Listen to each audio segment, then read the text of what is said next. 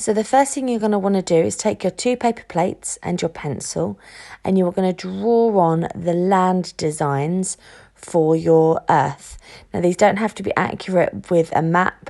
You can do them freehand however you want. It's completely up to you, or you can use a map to help you if you want.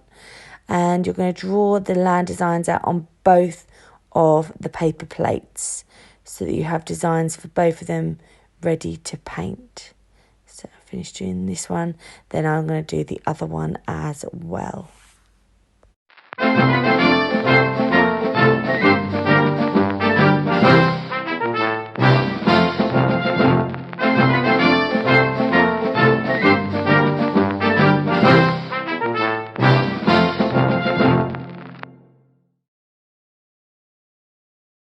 Now you're going to take your green paint, and I'm going to use just a lid from a pot as a paint palette. I'm going to put some of the green paint on there, and I'm just going to simply paint using the tip of my finger to fill in all of the land that I have drawn on my paper plates.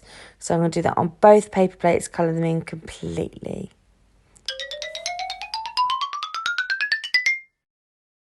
So now I've coloured in all of the land for this first paper plate. I'm going to do exactly the same thing by colouring in the land for the second plate. So now that the land has all fully dried, I'm going to paint the seas and the oceans using blue paint, again using the tip of my fingers on both plates. So I'm just going to do this with the tips of my fingers, and I'm going to leave a bit of white on both for the Arctic and the Antarctic as well. So fill in all of the seas and oceans. So as you can see, I've finished painting the seas and the oceans on one of the plates, and I've left white for the Arctic or the Antarctic. And now I'm going to do exactly the same thing on the second plate. So now the paint's fully dry, I'm going to get some blue tack, a pencil, some scissors and some wool. And I'm going to put my paper plates together with the Antarctic and the Arctic at opposite ends. So one on top of the other like so. Then I'm going to pinch them together. I'm going to put some blue tack underneath. And I'm going to use my pencil to create a hole that goes through both plates. When I've done that, I'm going to do the same for the bottom and the 2 sides of the plates. So I've got 4 points where there are holes.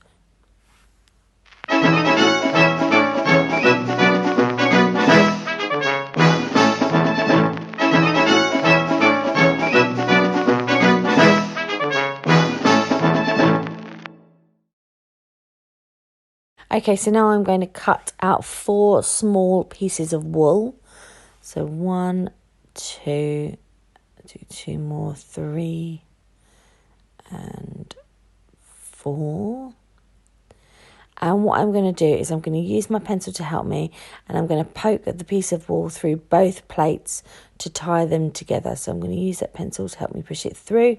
So all the way through, and then when it's all the way through, then I'm going to tie those plates together in a knot, like so. And then I'm going to do exactly the same thing for the other 3 holes as well.